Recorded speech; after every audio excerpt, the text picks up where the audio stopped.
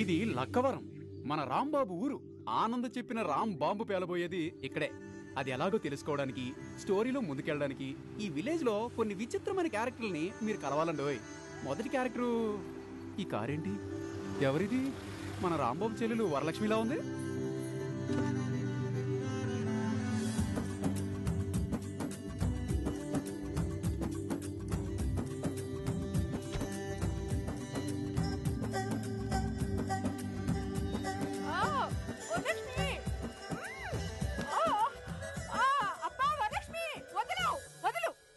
అమ్మాజీ నువ్వా? చిచ్చి, ఈ పిల్లతో పళ్ళకి చస్తున్నాను అనుకో. ఏమైందమ్మాజీ? పడింది పూల మీదే కదా. నోర్మి, పొద్దునుంచి ఇది పదో పగటికెలా ఏం కంటున్నా ఇన్నిసార్లు? 19 ఏళ్ల అందమైన పడుచుపిల్ల పగలగనే కళల్లో ఏముంటాయో కూడా తెలీదా అమ్మాజీ? తెలియదులే అమ్మా, నీ వయసులో నేను చాలా కష్టాల్లో ఉన్నాను. అవునమ్మాజీ, ఇంతకీ అన్న ఎప్పుడు వస్తా అన్నాడు? సోమవారం. పాపం మీ అన్నయ్య నీ కోసం ఊర్లన్నీ తిరిగి ఆస్తులు పోగేస్తుంటే నువ్వు ఇక్కడ రోజుకు రాకమానికి అంటున్నావు. కల్లో నీగా కనేది. అయినా రోజుకొక్కని కాదు, రోజు ఒక్కడనే. ఎవరు? మొహం సరిగా కనబట్టలేదు. చూసుకో తల్లి, ఈ మధ్యన పేర్లు మొహాలు మార్చుకునే మొగేదోలు ఎక్కువయ్యారంట. అన్నయ్య వాళ్ళ ఫ్రెండ్ మహేష్ గురించి చెప్తుంటాడు కదా, భలే చెప్తుంటాడు. మహేష్ అంటే మహేష్ ఎంత బాగుంటాడో తెలుసా? 6 అడుగుల పొడుగు, గిరిజాల గిరిజాల జుట్టు, నగషి పెట్టిన నవ్వు, బాణం లాంటి చూపు. అబ్బో, మహేష్ అంటే మహేషే. ఏంటమ్మా కొంపదీసి నీ కళ్ళకి వచ్చేది అతనేనా? చిచి, అంటే అన్నయ్య ఇప్పుడు అతను కలవడానికి సిటీకి వెళ్తాడు కానీ ఒక్కసారి కూడా తీసుకురాడే అని. నీ సంగతి తెలుసు కాబట్టి అలాంటి వాళ్ళని కల్లోనే ఉంచుకో అమ్మా.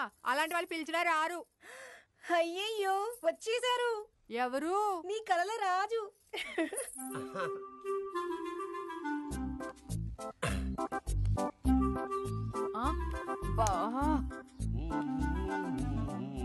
సరశర్మ గారు మీరా?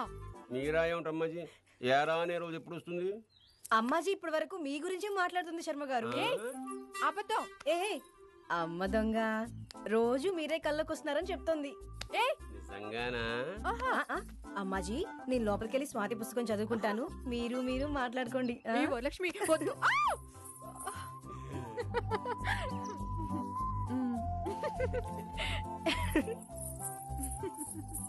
నిజంగానే నేను నీ కళ్ళకి వచ్చాను.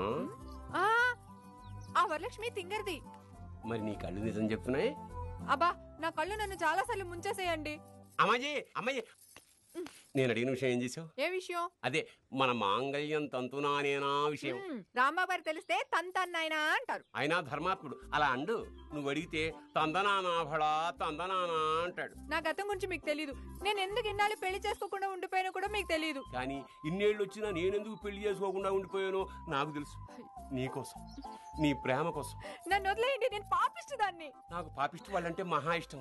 మా నాన్న పాపిష్టి వాడు, మా అమ్మ మహా పాపిష్టిది. మాది పాపిష్టి వంశం. ఇవన్నీ నాకు ఇష్టం లేదు, మీరు వెళ్ళిపోండి. అమ్మాజీ, ప్రేమ పిచ్చి ఒకటే, నువ్వు నేను.